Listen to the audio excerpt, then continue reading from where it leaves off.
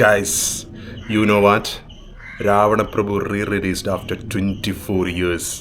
2001 ഓണം റിലീസായിട്ട് വന്ന സിനിമയാണ്. എനിക്ക് ആ സമയത്ത് 7 വയസ്സ്. ഞാനും അച്ഛനും അമ്മയും കൂടി ഇവിടെ ഷൊർണൂർ മേളം തിയേറ്റർ എൻ്റെ ആ സമയത്ത് മേളമായിരുന്നു. അവിടെ പോയി കണ്ട സിനിമ. ഇപ്പോൾ 24 വർഷത്തിന് ശേഷം വീണ്ടും ആ ഒരു മേളം തിയേറ്ററിൽ നിന്ന് സ്ഥലമായിട്ടുള്ള സ്ഥലത്ത് ഇപ്പോൾ മോഹൻലാലിൻ്റെ സ്വന്തം എം ലാൽ സിനിപ്ലെക്സ് ആണ്. അവിടെ പോയിട്ട് ഈ സിനിമ കാണാൻ പോകുന്നു 4K-ൽ. I don't want to miss this experience. ഞാൻ ഇതുവരെ ഒരു റീ-റിലീസ് സിനിമയും കണ്ടിട്ടില്ല തിയേറ്ററിൽ പോയിട്ട്. But this one I don't want to miss it because ഇതെൻ്റെ വൺ ഓഫ് മൈ ഫേവറേറ്റ് സിനിമയാണ്. എനിക്ക് മോഹൻലാലിനെ ഇഷ്ടപ്പെടാനുള്ള തുടക്കം കുറിച്ച ഒരു സിനിമകളിലൊന്നാണ്. സോ നമുക്ക് മംഗലശ്ശേരി നീലകണ്ഠനെയും മംഗലശ്ശേരി കാർത്തികേയനെയും മുണ്ടക്കൽ ശേഖരനെയൊക്കെ നമുക്ക് ഒന്നും കൂടി ഒന്ന് ബിഗ് സ്ക്രീനിൽ കാണാം. So let's go to Shoranur. ഇങ്ങനൊരു പടമൊക്കെ സെലിബ്രേറ്റ് ചെയ്ത് കാണണമെങ്കിൽ നല്ലൊരു ഗ്യാങ് വേണം. തൽക്കാലം ഇപ്പോൾ ആരും ഇല്ലാത്തതുകൊണ്ട് ഞാൻ ഒറ്റയ്ക്കങ്ങ് പോകുന്നു ബസ്സിൽ. അങ്ങനെ മേളത്തിലെത്തി, സോറി എം ലാലിലെത്തി. ഇപ്പോഴും മേളെന്നാ വയൽ വരിക. പണ്ട് ഇവിടെ ഒരു കൗണ്ടർ ഉണ്ടായിരുന്നു, ഒരു ഗുഹ പോലെ. അതിനുള്ളിൽ കൂടെ ഇങ്ങനെ നടന്ന് പോയിട്ട് ടിക്കറ്റ് എടുക്കണം. ഇപ്പോൾ എല്ലാം ഓൺലൈൻ ബുക്കിംഗ് അല്ലേ, വലിയ തിരക്കൊന്നും കാണാനില്ല. അപ്പോൾ ഇതാണ് എം ലാലിൻ്റെ ഒരു എൻട്രൻസ്. പടം റിലീസായിട്ട് ഇപ്പോൾ 3 ദിവസമായി. അതായത് ഫ്രൈഡേ റിലീസായിട്ട് സാറ്റർഡേ ഇന്നിപ്പോൾ സൺഡേ മോർണിംഗ് ആണ്. 2 ദിവസം കുറച്ച് തിരക്കിലായിരുന്നു. അതുകൊണ്ട് തന്നെ മോസ്റ്റ്ലി ക്രൗഡ് ഉണ്ടാവുമെന്ന് എനിക്ക് അറിയില്ല. ഇത് നല്ല ക്രൗഡിൻ്റെ കൂടെ, വൈബുള്ള ക്രൗഡിൻ്റെ കൂടെ കാണുമ്പോൾ കിട്ടുന്ന ഫീലൊന്ന് വേറെയാണ്. അപ്പോൾ എത്രത്തോളം ക്രൗഡ് ഇന്ന് ഉണ്ടാവുമെന്ന് എനിക്കറിയില്ല. ഞാനിപ്പോൾ പോയി ബുക്ക് ചെയ്തപ്പോൾ അത്യാവശ്യം ബുക്കിംഗ് ആയിട്ടുണ്ട്. സോ നമുക്ക് നല്ലൊരു എക്സ്പീരിയൻസ് കിട്ടുമെന്ന് പ്രതീക്ഷിക്കാം. ഹൃദയപൂർവ്വമൊക്കെ ഇപ്പോഴും ഓടുന്നുണ്ട്. OTT റിലീസായതിനു ശേഷം ഓടുന്നുണ്ട്. ലാലേട്ടൻ്റെ തിയേറ്റർ ആയതുകൊണ്ടായിരിക്കാം ഒരു ഷോ ഓടുന്നുണ്ട്. എന്തായാലും നമുക്ക് അകത്തേക്ക് കയറാം. എം ലാലിലെ രാവണപ്രഭുവിൻ്റെ 24 വർഷത്തിന് ശേഷമുള്ള എക്സ്പീരിയൻസ് എങ്ങനെയുണ്ട് നമുക്കൊന്ന് നോക്കാം. എമ്പുരാൻ, തുടരും, ഹൃദയപൂർവ്വം, അങ്ങനെ 3 മെഗാ ഹിറ്റുകൾ. പിന്നെ ചോട്ടാ മുംബൈൻ്റെ രാവണപ്രഭുവിൻ്റെ റിലീസ്. അതിനുശേഷം the most prestigious Dada Sahib Phalke award. അങ്ങനെ 2025 ലാലേട്ടന് ഒരു അടിപൊളി വർഷമാണ്.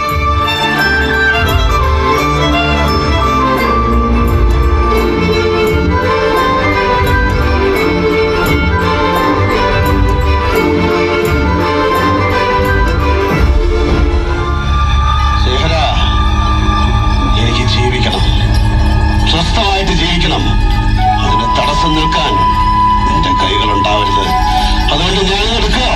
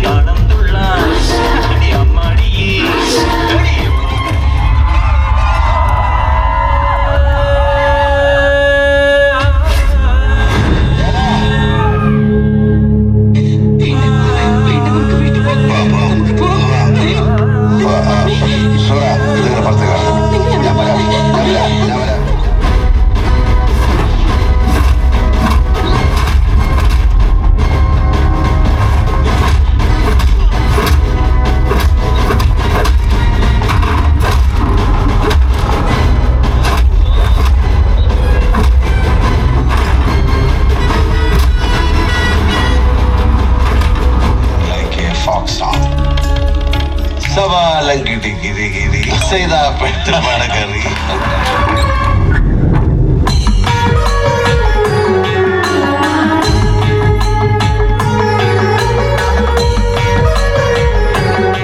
അങ്ങനെ സിനിമ കഴിഞ്ഞു, നല്ല വിശപ്പ്. ഞാനേ ഒരു മന്തി കഴിക്കട്ടെ. മന്തി കഴിച്ച് വന്നിട്ട് വീട്ടിലെത്തിയിട്ട് അഭിപ്രായം പറയാം, മന്തിയെക്കുറിച്ചല്ല സിനിമയെക്കുറിച്ച്. എത്ര തവണ ഇത് ടി വിയിൽ നമ്മൾ കണ്ടിട്ടുണ്ടെന്ന് കയ്യും കണക്കില്ല. എന്നിട്ടും ഈ സിനിമ വീണ്ടും തിയേറ്ററിൽ കാണുമ്പോൾ ഒട്ടും ലാഗ് അടിക്കാണ്ട് കണ്ടിരിക്കാൻ പറ്റുന്ന ഒരു പെർഫെക്റ്റ് എൻ്റർടൈനറാണ്. ആക്ഷൻ ഉണ്ട്, പാട്ടിന് പാട്ടുണ്ട്, മാസുണ്ട്, ഇമോഷൻസ് ഉണ്ട്, ക്ലാസ് ഉണ്ട്, എല്ലാം ഉണ്ട് അല്ലേ. അതാണ് രാവണപ്രഭു. രഞ്ജിത്ത് എന്ന ഡയറക്ടറുടെ ദ ബെസ്റ്റ് വർക്ക് എന്ന് നിസ്സംശയം പറയാം. അതുപോലെ മോഹൻലാൽ ഡബിൾ ആക്ഷനിൽ വന്ന ദ ബെസ്റ്റ് വർക്ക്. അപ്പോൾ സിനിമയെക്കുറിച്ചൊന്നും ഞാൻ കാര്യമായി പറയുന്നില്ല. പിന്നെ ഇതിനകത്ത് നമുക്കൊരു ഏറ്റവും വലിയ സന്തോഷമുള്ള കാര്യം എന്ന് വെച്ച് കഴിഞ്ഞാൽ മരിച്ചുപോയ ഒരുപാട് ആക്ടേഴ്സിനെ വീണ്ടും നമുക്ക് ഈ സ്ക്രീനിൽ കാണാൻ പറ്റി അല്ലേ. ഇന്നസെൻറ്റ്, പിന്നെ NF വർഗീസ്, അഗസ്റ്റിൻ, രതീഷ്, ഇവരെയൊക്കെ മരിച്ചുപോയല്ലോ. പിന്നെ ഈ ജഗതി ശ്രീകുമാറാണെങ്കിൽ ഇപ്പോൾ അഭിനയിക്കുന്നില്ല. അപ്പോൾ അദ്ദേഹത്തിൻ്റെയൊക്കെ നല്ല നല്ല ആക്ടിങ് നമുക്ക് വീണ്ടും ബിഗ് സ്ക്രീനിൽ കാണാൻ പറ്റി. അതൊരു നല്ല കാര്യമാണ്. പിന്നെ ഈ സിനിമയുടെ മറ്റൊരു പോസിറ്റീവ് തിങ്, ഇതിൻ്റെ ഡ്യൂറേഷൻ കുറച്ചിട്ടുണ്ട്. അതായത് ഗൂഗിളിൽ ഞാൻ നോക്കിയപ്പോൾ 2 hours 55 minutes ആണ്. പക്ഷേ അത് 2 hours 40 minutes ആണ് ഈ റിലീസിലുള്ളൂ. That is really nice. കുറേ അൺവാണ്ടഡ് എന്ന് പറയാൻ പറ്റില്ല, ബട്ട് മേ ബി കുറച്ച് ലാഗിങ് ആണെന്ന് തോന്നാവുന്ന ചില സീൻസൊക്കെ കട്ട് ചെയ്തിട്ടുണ്ട്. ബട്ട് മെയിൻ ആയിട്ടുള്ള സീൻസിൽ എവിടെയും തന്നെ അവർ കത്രിക വെച്ചിട്ടില്ല, അതും പറയണമല്ലോ. പിന്നെ പാട്ടുകൾ ഇതിൻ്റെയൊക്കെ ഒരു ഇത് വേറെ ലെവലാണ്. 4K വിഷ്വൽ ക്വാളിറ്റിയിൽ കണ്ടപ്പോൾ കിടിലനായി. ഇനി കുറച്ച് ഡ്രോബാക്സിനെ കുറിച്ച് പറയാം. ഫസ്റ്റ് ഡ്രോബാക്ക് എന്ന് പറയുന്നത് അത് സിനിമയുടെ ഡ്രോബാക്ക് അല്ല, ഞാൻ ചൂസ് ചെയ്ത ഡ്രോബാക്കാണ്. ഞാൻ ഈ സിനിമ ഫസ്റ്റ് ഡേ തന്നെ കാണണമായിരുന്നു. ഏതൊരു റിലീസ് സിനിമയും നിങ്ങൾ നോട്ട് ചെയ്തോളൂ, ഇനി നിങ്ങൾക്ക് ഈ അബദ്ധം പറ്റാൻ പാടില്ല.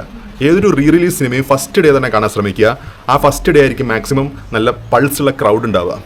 അതുപോലെ ചൂസ് ചെയ്യുന്ന തിയേറ്ററും നിങ്ങൾ ശ്രദ്ധിക്കുക. ഞാൻ ചൂസ് ചെയ്ത തിയേറ്റർ എംലാൽ സിനിപ്ലക്സ് ഷൊർണൂർ. ഒരു പക്ഷേ വെള്ളിയാഴ്ച നല്ല ക്രൗഡ് ഉണ്ടായിരുന്നേക്കാം, പക്ഷേ ഇന്ന് ഞാൻ ഞായറാഴ്ച രാവിലെ പോയപ്പോൾ ഒട്ടും ക്രൗഡില്ല. അത് ഉള്ളതാണെങ്കിൽ ഫുൾ ഫാമിലി ഓഡിയൻസ്.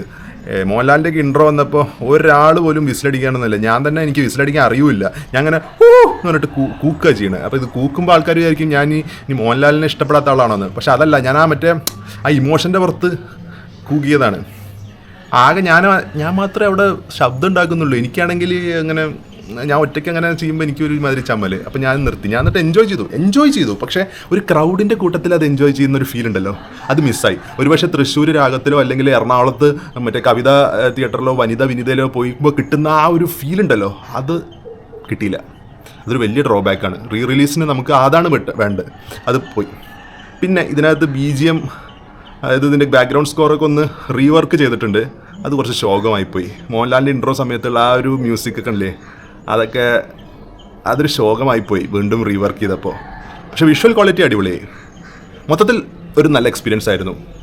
നല്ല രീതിയിൽ എൻജോയ് ചെയ്തു ഞാൻ. പടം ഒരു രക്ഷയില്ലാത്ത പടം കേട്ടോ. ഇത് ഇനിയും TV വന്നാലും ഇരുന്ന് കാണും ഞാൻ.